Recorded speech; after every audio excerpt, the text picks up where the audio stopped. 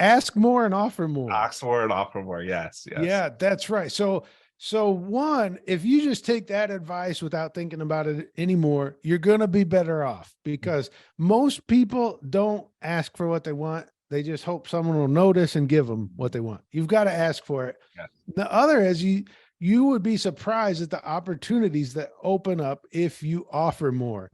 But here's the little rider attached to both of those is when you ask, you have to be specific. Ask specifically for what you want. Have you enjoyed listening to the Incredible Paul podcast? Are you looking for a way to support it? Or maybe you just want some swag? Check out the Incredible Paul store today. We have shirts, hoodies, sweatshirts, hats, stickers, and so much more. Go to incredipaul.org, INCREDI Paul.org, and click on the store link. Or go to the link in my socials bio and click on the Incredible Paul shop. Looking forward to seeing your Incredible Paul look. Turn this up! Turn this up! Your professional development is one of the keys to your career success. When you combine your desire to grow with actionable steps, your journey to success becomes an incredible reality. Welcome to the Incredible Paul podcast. And now, sharing his expertise, experience, and excellence with the world, here's your host, Paul Ferranbi. Hi, I'm Paul Ferranbi, and welcome to the Incredible Paul podcast, where we learn how to become the most incredible versions of ourselves by learning from each other. Today, I have the honor of having Jody Maberry on the podcast. He is a former park ranger and the happiest podcaster on earth. That was a brief introduction, but Jody, how about you introduce yourself the way you would do it? Oh, Paul, it's so good to be here. So we'll just start there. That's a good introduction to say. It's wonderful to have met you. Thank you for inviting me to be on the show. And as Paul told you, I am a former park ranger, and I say I'm the happiest podcaster on earth for two reasons. One, it allows me to do a short introduction, and it's a little catchy. It makes people say, what's the story behind that? Yeah. And I like it when it causes people to ask me more questions. And the other is the Disney tie-in. Happiest place on earth, happiest podcaster on earth. Most people know me from the podcast Creating Disney Magic, which I do with Lee Cockrell. So there's the tie-in, happiest podcaster on earth, Creating Disney Magic. So that's it. Yeah. Former podcaster turned happiest podcaster on earth. Awesome. So yeah, you talked about Creating Disney Magic with Lee Cockrell and Disney. How about talk more about that? How long have you been doing that show? How did it happen? Well, we launched that show at the end of 2014. We're on, well, I don't know how many episodes are currently published, but we've recorded about 455 episodes so far. Wow. So we're closing in on 500, and we've been talking about having a big party for number 500, recording it live with an audience, all that. So we'll see. We may do that. So usually people say, when did you work at Disney? How do you know Lee? Did you meet him there? No, none of it. When I left parks, I went back to school to become or to get an MBA. So I went back to get a master's in business. And when I was done, I wanted a way to take what I had learned and bring it back to parks. But I didn't want to be a park ranger again.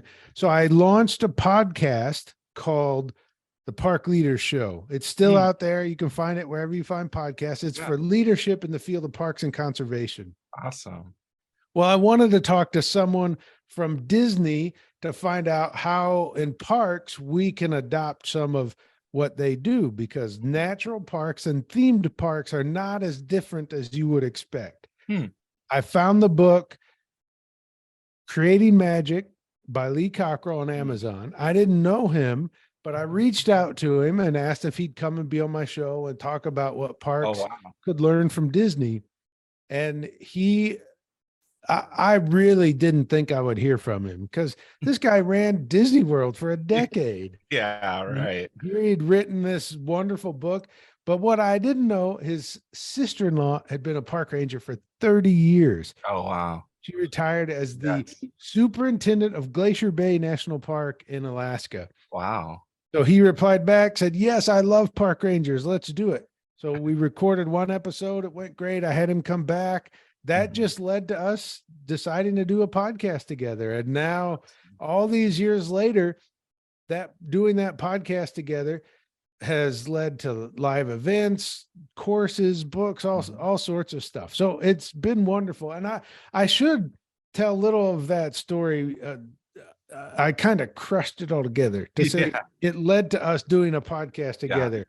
What happened is the second episode, we did one about his first book, Creating Magic. We did a second one about his second book, The Customer Rules. And at the end, I already knew how the audience liked the first one, the first episode we did. And I said, Lee, have you ever thought of starting your own podcast? Because you're really good at doing this. And he said, oh, at the time he was 70 years old. He said, I'm 70, I'm retired. I want to feel like I'm retired. I'm sure a podcast would be fun, but it sounds like work. Yeah. And I just saw the opportunity and I said, Lee, what if I do all the work and you just show up? And 2 weeks later, he called back and said, let's do it. So here we are, 9 years later and still going. 9 years, over 450 episodes later. That's incredible. That even to reach out to him in the first place, I know a lot of people, they can get stuck in their heads and not even reach out. And if he had never reached out, then none of this would have ever happened, having that show with him. That's right. And the lesson to take from that is, there's two. Yeah. One is to ask more and offer more. And we can talk more about that if you want. So that's one. Yeah, and number two is let people say no for themselves. It's wrong to just say, well, I would ask Paul, but Paul will probably say no. So I just won't ask. Just ask and let Paul say no for himself if he's going to say no. You'd be surprised by how often people say yes. Yes, for sure. For me, that's firsthand in this podcast. I know you have the Creating Disney Magic, the Jody Maberry show, and I think 6 other shows you're involved with. And so I wasn't even sure if you would say yes. When we had talked about when you came to speak at my church event, I said, I'm going to ask. And if you say no, it's a no, but here we are. Are you a STEM student? Do you have questions about life after undergrad? Are you not sure what professional development really means? Or maybe you just want to meet some incredible people and ask questions to someone who's been in your shoes before. The Incredipaul student community is for college students who want some help navigating through college, finding their way into grad school, a career, or even starting a business. We will meet once a month for an hour each time. You can reach out with questions at any time through a special group of people you know are serious about their growth as a student leading into a professional. Go to incredipaul.org/community to learn more about this. You can also go to my About page, incredipaul.org/about, to learn more about me. Join me in becoming the most incredible student you can be. And here we are. And the other thing about no is no usually just means not right now. And so don't take a no forever unless I had said, Paul, no, I'm not going to be on your podcast and I'm never going to be on your podcast. Then, all right, maybe don't reach out again. But in this case, not only was it not a no, it was a yes. And here we are. Here we are. No, that's really good. And then for those of you who are listening, thanks for listening, but also check out the YouTube as well. You can see me and Jody here on the screen. It's a lot more interactive. Go to YouTube, but thanks for listening to the podcast. But I definitely want to talk more about what you were just saying about the first thing that you mentioned, where it was, and now I'm losing my train of thought. What was the first thing? Ask more and offer more. Ask more and offer more. Yes. Yeah, that's right. So one, if you just take that advice without thinking about it anymore, you're going to be better off, because most people don't ask for what they want. They just hope someone will notice and give them what they want. You've got to ask for it. Yes. The other is you would be surprised at the opportunities that open up if you offer more. But here's the little rider attached to both of those is when you ask, you have to be specific. Ask specifically for what you want. And when you offer, you have to be specific. For example, had I said, Lee, I really enjoy you. You're a wise man. If there's ever anything I can do for you, let me know. I promise you, I never would have heard from Lee Cockrell again. But I said, Lee, if you just show up and we record, I'll take care of the rest on the podcast. Very specific offer. Yes. You show up, I will record you. I will produce the episode. I will put the episode out. You have done nothing other than show up. Very specific offer, easy for him to say yes to, and look at what it has led to. So yes, do that. That is how you can help yourself and help other people by asking for more and offering more. But both sides, you have to be very specific. That's really good. So with that, is that something that you started off doing pretty early, or how did you get to the stage where you were asking more, offering more, asking those kind of larger questions? I don't feel like most people are not there. Well, I used to take bigger risks, I guess, if it was just me. Now, Paul and I met in St. Joseph, which is right by St. Louis, which is not far from Peoria, Illinois. Yeah. That's where I grew up, Peoria, Illinois. And I just started just taking big swings. Like at a young age, right after college, I moved out west all the way to Washington State. I didn't know anyone out here. I didn't have a job. I had about $700 in my pocket, and that was it. And I just think that mind frame of being able to say, well, let's just do this and see what happens, led to, let me just ask and see what happens, to let me just offer and see what happens. So the idea of what if, but then over time, I just realized, okay, well, I'm asking and people are saying no. So what if I ask in a different way? And then I'm offering and people are saying no. So what if I offer in a different way? So it's all started with what if, and then just seeing what wasn't working and then trying it in different ways. And so that's eventually how I got to understanding, all right, you've got to ask for what you want, offer, and just do it in a certain way. And you will have more yeses than nos. Oh, that's really good.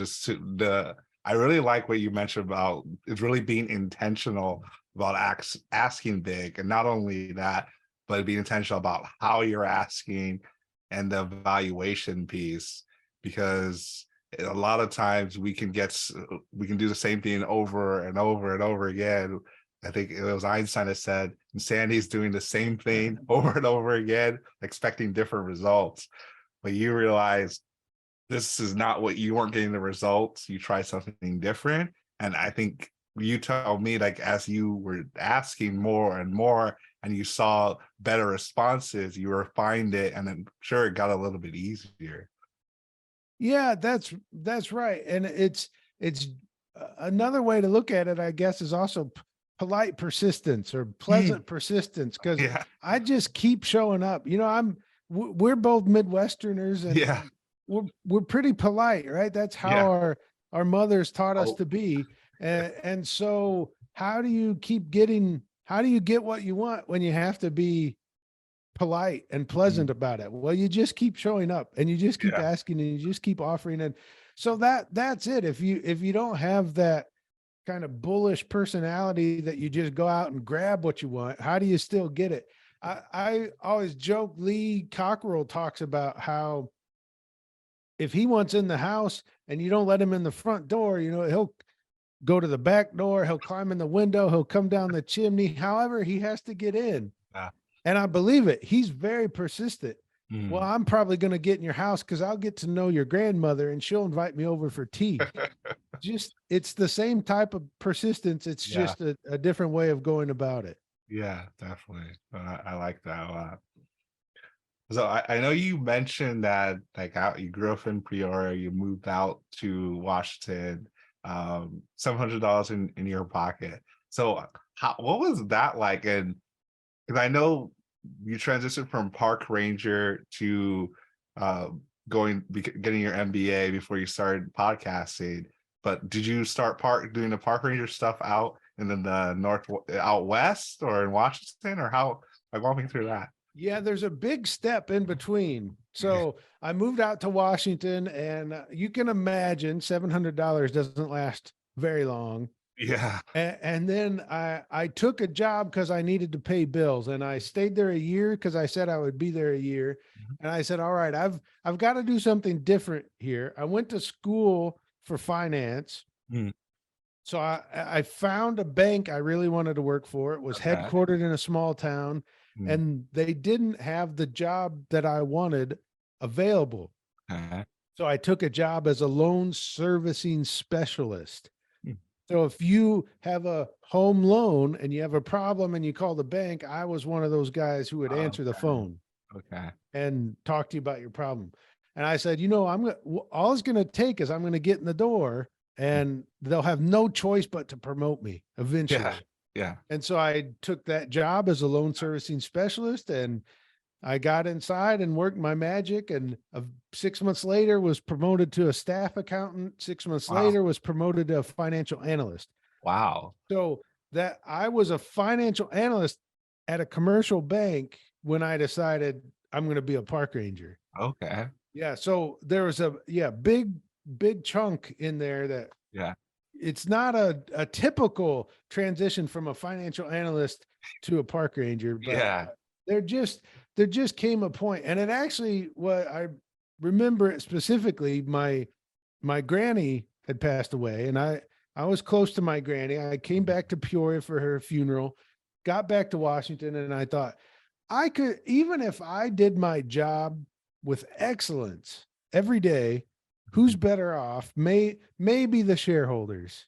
Now I would look at it different. I'm more experienced, and I realized I'd look at it different. But at the time, I thought nobody's better off.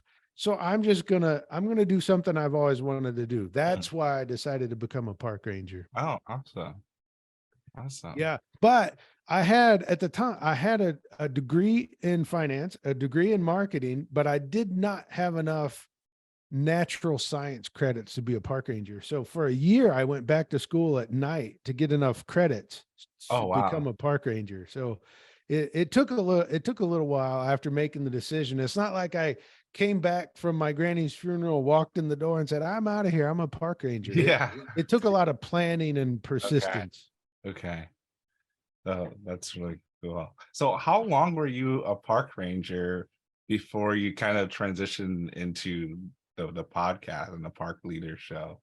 8 years. 8 years. I was a ranger for 8 years, and it was fabulous. Being a park ranger is as wonderful as you think it would be. Unless you don't like the outdoors, then it's as terrible as you imagine it would be. But I personally just loved it. It was great. That's awesome. So what is something about, and you probably got this question before, about being a park ranger that most people probably don't know, or it's more than the meets the eye? Like people come to the park and they do different things. So I'm sure there's a lot more stuff that you do that people don't realize that you're doing or a part of. Well, there's a lot that goes on backstage that you never know a park ranger's involved in. Maintenance, park rangers you mop a lot as a park ranger, you fix things, you end up cleaning toilets and showers. Like you never know what a park ranger is going to end up doing. But most of it during the busy season, when you want to be at a park, that means a park ranger has to be there. So that's the other piece is you don't often realize that a park ranger, to be there to serve you, means at the peak recreation times when a park ranger's family is recreating, they're out with you, making sure you're having a great time. So I think that's the one thing most people don't realize about park rangers, but it's true about people in hospitality in general that work at hotels or theme parks or all that. But there's a lot that goes on as a park ranger. We deal with, I was a law enforcement ranger, so we deal with situations you may not expect park rangers to deal with, because whatever issues Paul, when you go camping, whatever issues you got at home, you usually bring them to the park too. Oh yeah. And so whatever happens at someone's house, it happens. Like, oh wow, we get it all. The drugs, alcohol, domestic violence. Then on top of that, the stuff that people do at parks because they don't realize they shouldn't, or they realize they shouldn't and they don't care. So yeah, there's a lot that goes on at most of it. 98.4% of what goes on at parks is wonderful, but there is that small piece that rangers have to deal with that isn't always great. And then there's other things, search and rescue, and just, my goodness, you just never know as a ranger what's going to come up that day. I mean, one day you could help someone that's lost in the woods. The next day you're rescuing a bald eagle. The next day you are sitting at your desk doing reports. It just is all over the place. Are you wondering what's next? Has everything you tried failed? Or maybe you just feel stuck? Then coaching might be right for you. The coaching relationship is a relationship totally centered on you. If you're tired of running on the hamster wheel of life and want to start to see results, reach out to Incredible Paul for help. So what are you waiting for? Go to incrediblepaul.org/coaching, INCREDIPAUL.org/coaching, or at I am Incredible Paul on all my socials. Or you can click the link in the bio for your free coaching session. I want to make sure you become the most incredible version of yourself. Wow. Yeah, that's something I didn't think about, is that, yeah, people are people, and they're the same people outside of the park as they are in the park. And then even being a law enforcement park ranger, that, yeah, I didn't know that was even a thing as far as, but it makes sense as far as having park rangers and one that's specifically dedicated to law enforcement. Yeah, it is true. There are rangers, some are interpretive rangers, some are law enforcement, some are seasonal staff, there's maintenance. But what is wonderful about it is that you can feel it as a ranger. You feel it when it happens, that maybe there's someone that hasn't been to parks much, and they come out and you help them make that connection that changes everything for them. It doesn't mean they're going to go home and quit their job and become a park ranger, but it does mean they've made a special connection to a place or an experience or a feeling, and they'll keep coming back. Because we experienced this during the pandemic when everything else was closed. People didn't have anywhere else to turn. So what did they do? They came to parks. Yeah, that's true. And they spent time outdoors, and they recreated, and they recreated, and they explored. And it's really cool as a park ranger to get to see that happen to people. Well, that's really powerful, because you're really making an impact. It's like, they've been thinking about that, especially during COVID, where everything else is shut down. This is where people can actually unwind and really still experience life when everything else was seemingly falling apart for us. Yeah, that's right. And a good thing about it is, if you get someone when they're a kid, if you can get them to realize how special something out in the woods is, you've got them for life. You get a kid hooked on nature, and then they start bringing their parents too. They always bug their parents to come back. And so it's really neat. What's really special is when you run into families where there's 3 generations camping together. Yeah, That's pretty cool, where you've got grandparents, parents, and grandkids all together camping, and just seeing them enjoy nature that way together. Yeah. It's a lot of fun. Yeah, that's really cool. I love that. So I know you mentioned that people can still listen to the Park Leader Show. Are you still recording new episodes for that as well? Yeah, still recording new episodes, and I probably twice a year I'll speak at a park conference or do a training for park people somewhere, and it's great. Park people are still my people, so Yes. it's always great to be out there, and you can't often you can't beat the location. I did a training for Nevada state parks, and we ended up doing half of it in Zion National Park. Oh, wow. And I had to catch myself, and because we were teaching outdoors, and to think, my goodness, look at this. When you and I met, Church on the Rock, beautiful facility, beautiful building. Yeah. But it doesn't compare to Zion National Park. Oh, it does not. And to be out there thinking, holy cow, I get to just talk to people in a setting like this. It's just amazing. So I still love parks as much as I did the day I became a park ranger. I just serve parks in a different way now than I did then. That's incredible. I love that. So at least you talked about the Park Leader Show, Creating Disney Magic, the Jody Maberry Show. So how many podcasts are you currently a part of right now? Oh my goodness, I'd have to do the math. I would say, without getting out all my fingers and counting, I think it's probably 6 or 7 right now. Wow. With I'm going to be launching another one this summer that I'm pretty excited. It's always exciting to launch new ones. Yes. Which, with the excitement of launching new ones, it talks to the testament of some of the other ones that have, like Creating Disney Magic, 450 episodes. Yeah. That, you have to, that's something special. Maybe my granny would slap my jowls for bragging on myself, but that's something special to be able to show up 450 times with something to say. Yes. When the real excitement, it always feels like, a new show, that's really exciting. But you're serving people even better when you can do it 9 years in a row. Yes. And still attract people to come and listen and still have something fresh to say. But yeah, I've got some, and there are some shows that I'm involved with that I used to host, and now I produce and host sometimes. An example, we've talked about Lee Cockrell a few times. He was the executive vice president of Walt Disney World. Yes. His son, Dan Cockrell, spent 26 years at Disney. He retired as the vice president of Magic Kingdom at Walt Disney World. And when he retired, we launched a show together. And for several years, 3 years probably, we did it together. And then he started doing more and more interviews.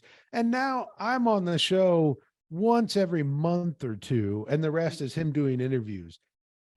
There's one or two other shows that do it that way. Yeah.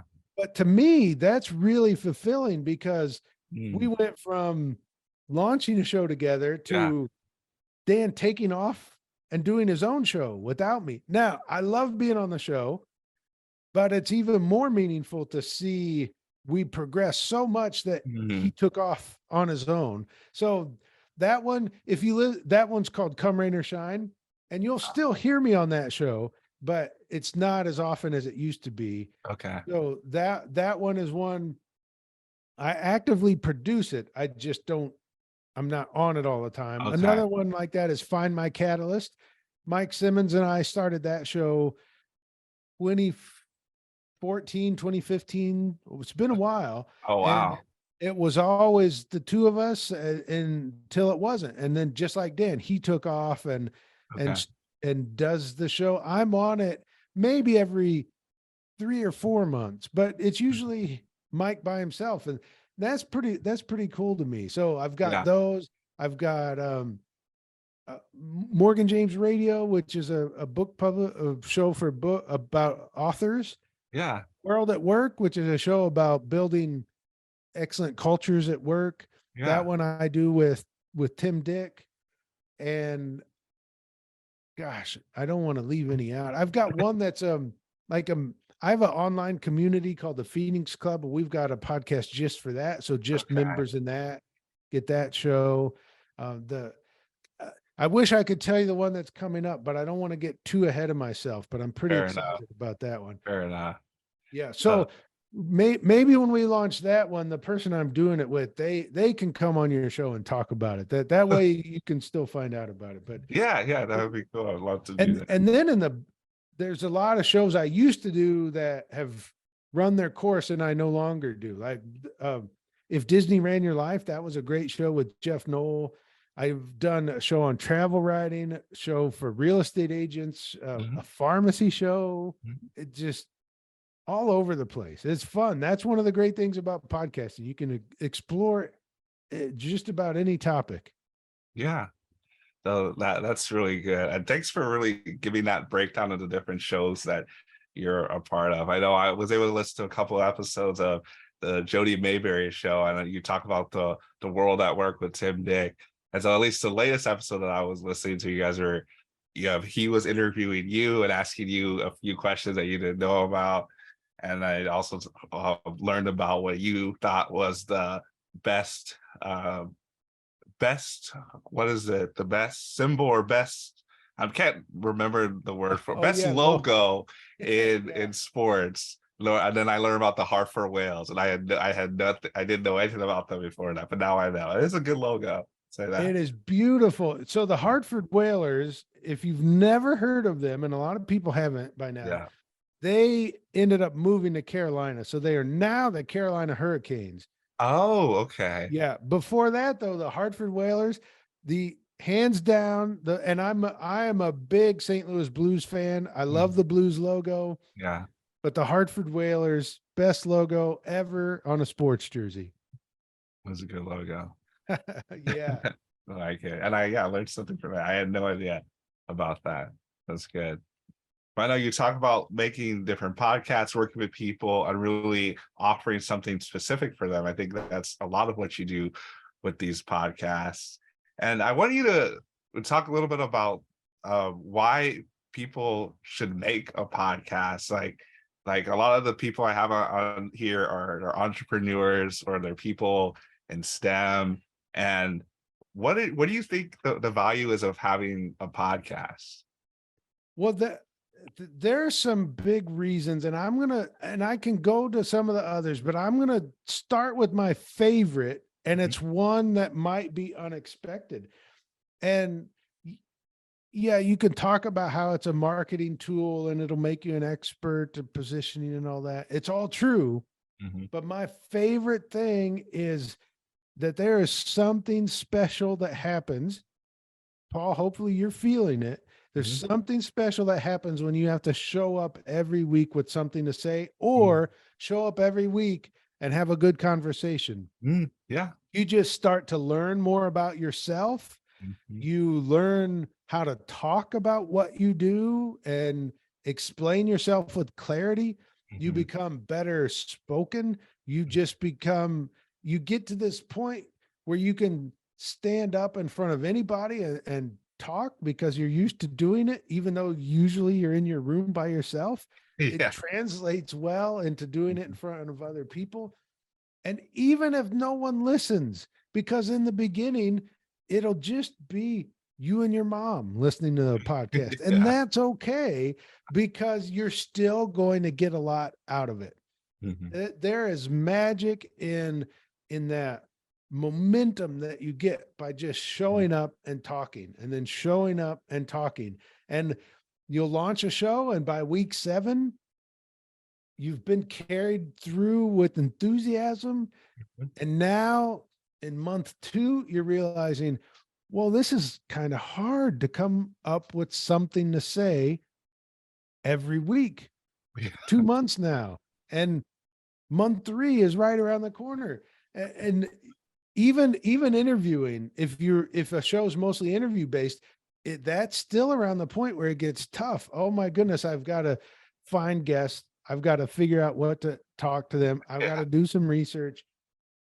But if you can push through that's actually that next step, like episode 10 through 20, that's where you really find it.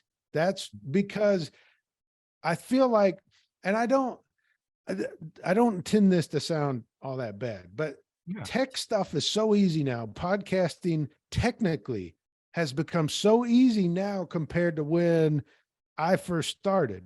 I bet. Yeah.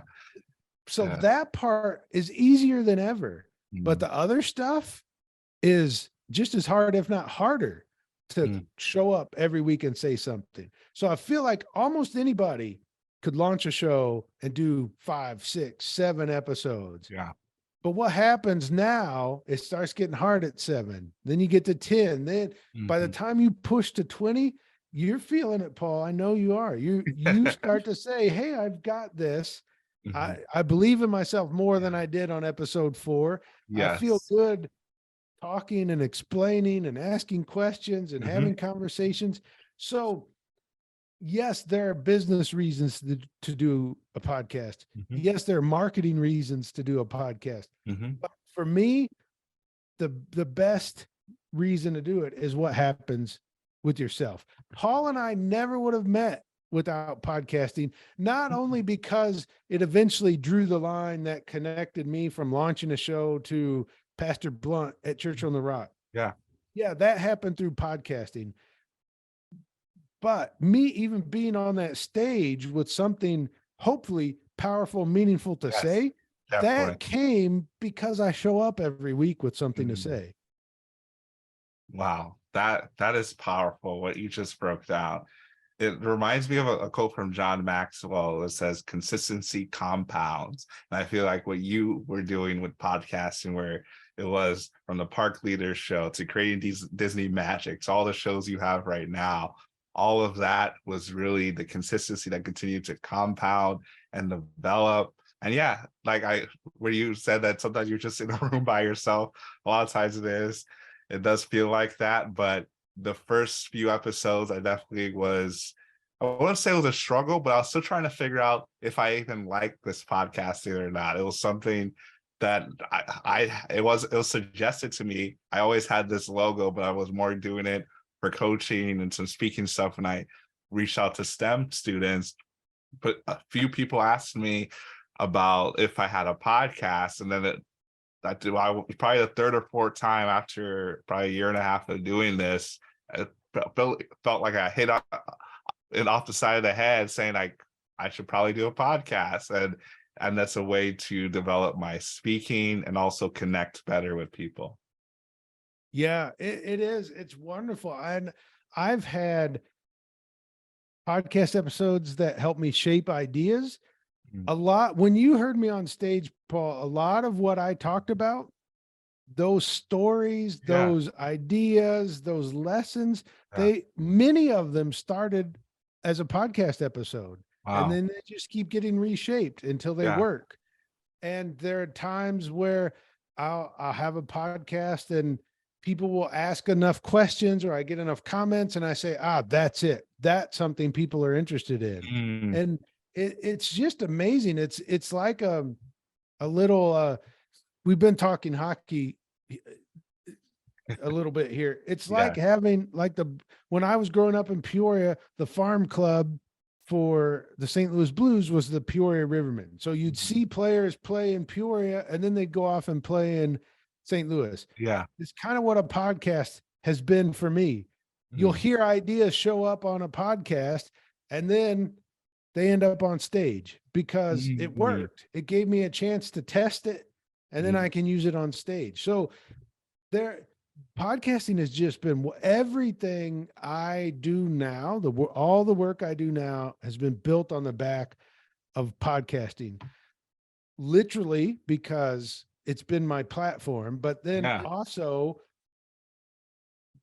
in the sense that I've built my self-confidence, my image, all of that has come from podcasting, and it came from showing up, having something to say, and oh no, it's time for another episode. I've got to come up with something new to say. And it's good because you start pulling stories from the past and figuring out, okay, how do I weave a lesson into this? Or you find a lesson and you say, okay, now I've got to find a story that goes with it. And it's just and the Jody Maberry show changes a lot over time. There'll be a spell where it's a lot of solo episodes of just me, and then I'll do a lot of interviews, and then it'll come back to just me. And when it's just me, I have a certain rhythm or cadence I do shows in that I learned as a park ranger. And so that's just another thread. It all comes through. So as a park ranger,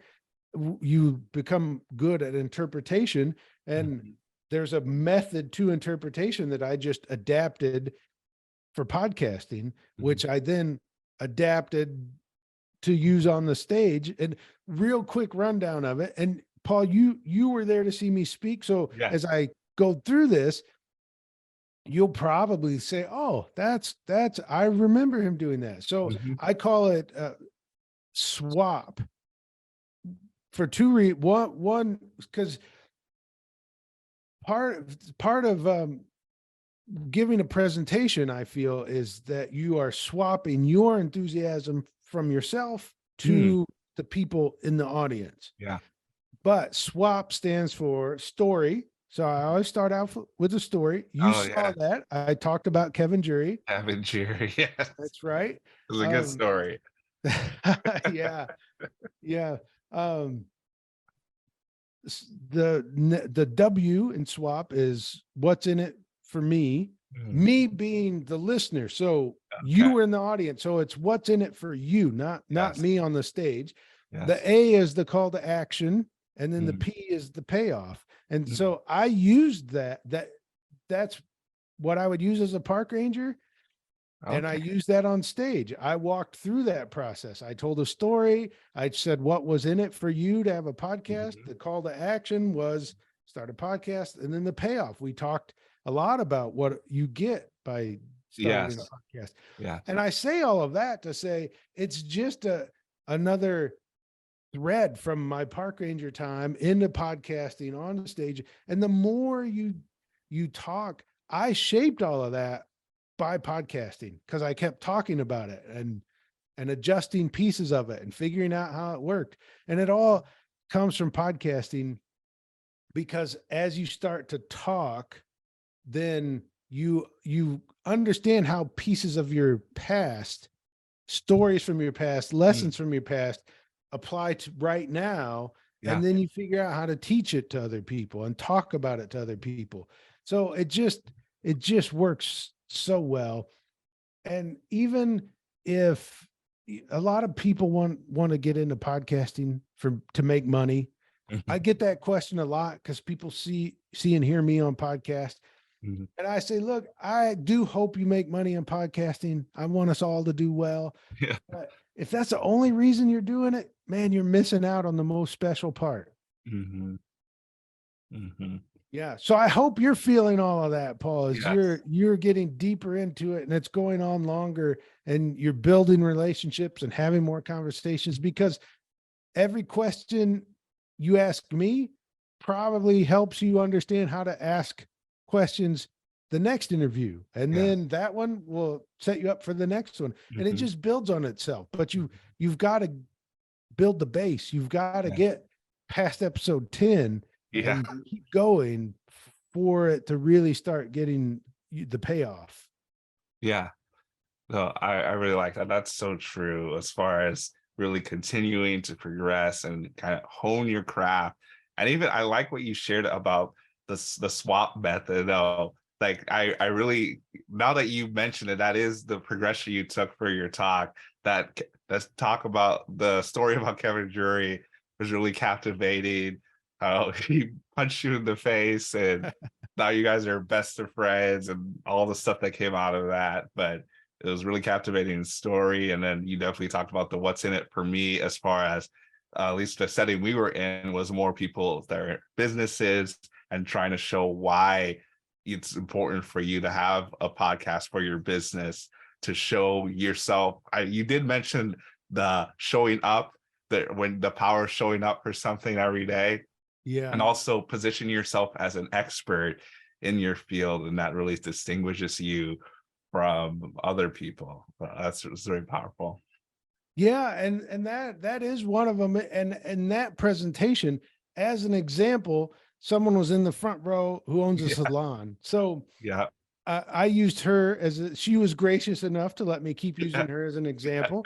And you can be really good at salon work. I don't know what all goes into being good when you own a salon, but you could be really good at it. But if nobody knows you're good at it, then I mean, how far are you going to get? But if you're the one who has a podcast about nails and hair and all that stuff that goes on, and man, that's who people turn to. Same with real estate agents. Get a podcast out there. Talk about your community. Talk about what to look for in a home. Talk about what to look for in a real estate agent. It'll just set you apart from everybody else. It's really powerful. Well, we are about out of time. That really flew by. But is there anything else that you want to talk about as far as the importance of a podcast, or just about yourself in general, that you feel like the audience needs to know? Well, I think that if hopefully Paul and I have inspired you to think about doing a podcast, because my goodness, podcasting has literally taken me all over the world. Jeff Knoll and I recorded episodes of If Disney Ran Your Life from the observation deck of the Kuwait Tower in Kuwait City. Wow. We've recorded episodes next to a track at Oregon State University, at Disneyland, at Disney World, next to a glacier in Glacier National Park. Wow. So yeah, in my case, it's really taken me everywhere, but it can take your voice everywhere, whether or not you get to record from the observation deck of Kuwait Tower. Yeah. It's just amazing. For example, I showed up at this event in St. Joseph, and I'd been to St. Louis many times, but I had never been to, I'd never met in person anyone else that was at that event. But I showed up and people knew me, and some people even knew things I had said before and what I had talked about. And that's pretty cool. That comes from having a podcast. It's incredible. And it's incredible, both. It's both. So you don't, podcasting does not have to be your main thing. It is not my main thing, but it's one of the things I am enthused about, because it's such a good complement to the other work. And the other work has just been built on the back of it. So I would just say, explore the idea. You may decide, no, it's not for me. And that's fine. It isn't for everybody, but just explore the idea. Check it out on my website. If you go to jodymaberry.com, there is a guide called Podcast Magic. That'll just help you explain what goes into it, how to think about podcasting to make sure you get at least past that 10 episode hurdle, because I feel like if you get past 10, you're more likely to keep going. So that's at jodymaberry.com. All the podcasts I work on are right there on my website as well, so you can check some of them out. But that's it. If you have questions or you're thinking about it, reach out to Paul, because I mean, he's 20 plus episodes in now.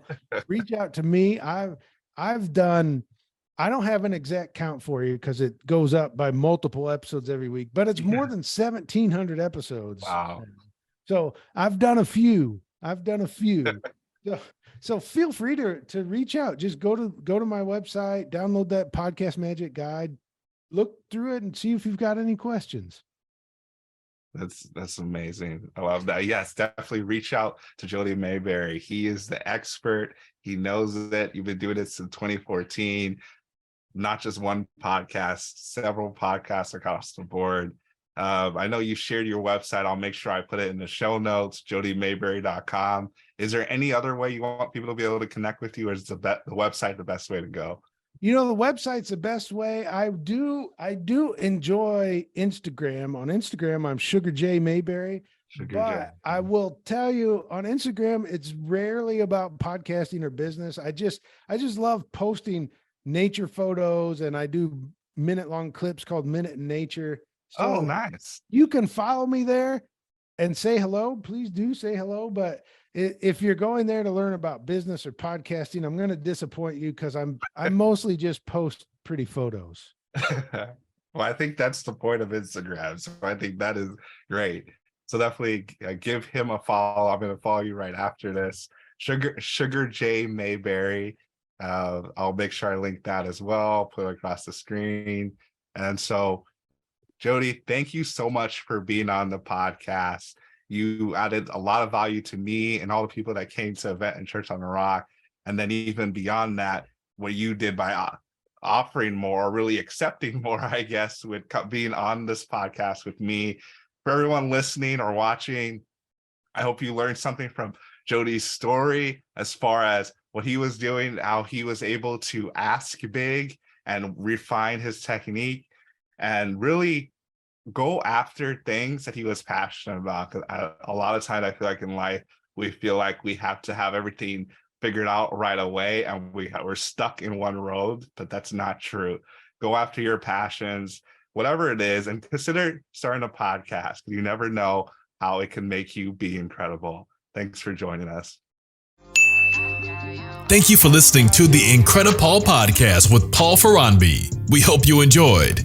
Be sure to rate and review this podcast on your favorite podcast listening platform. We'll see you here next time.